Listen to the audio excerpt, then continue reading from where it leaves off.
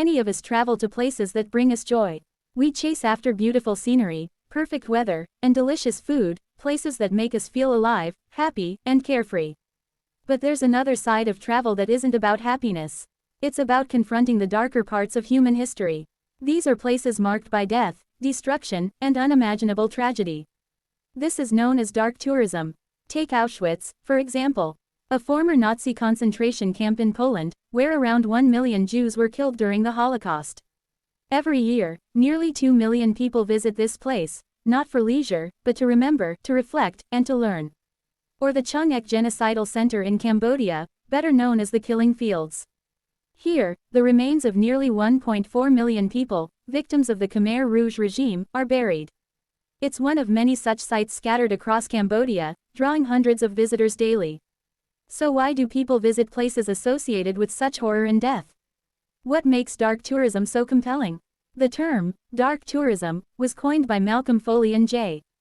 John Lennon. No, not that John Lennon. These two scholars explored the attraction to places where death and disaster happened. In fact, this phenomenon isn't new.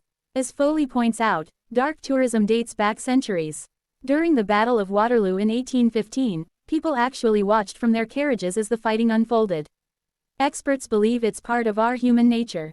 These places force us to confront the darker side of humanity, to grapple with the reality of evil. As Lennon puts it, they offer a chance to reflect on what it means to be human, and to try to understand the horrors we're capable of. Philip Stone, founder of the Institute for Dark Tourism Research, notes that dark tourism is growing in popularity. And part of that growth may be driven by popular culture. For example, after the release of HBO's series Chernobyl in 2019, some tour agencies in Ukraine reported a 40% spike in bookings to the site of the world's worst nuclear accident. The power of media and storytelling has brought dark tourism into the mainstream.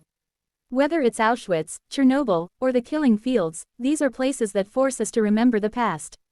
They invite us to reflect on the depths of human cruelty, and perhaps, to learn from it.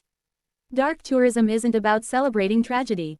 It's about understanding it, so that we may never repeat it.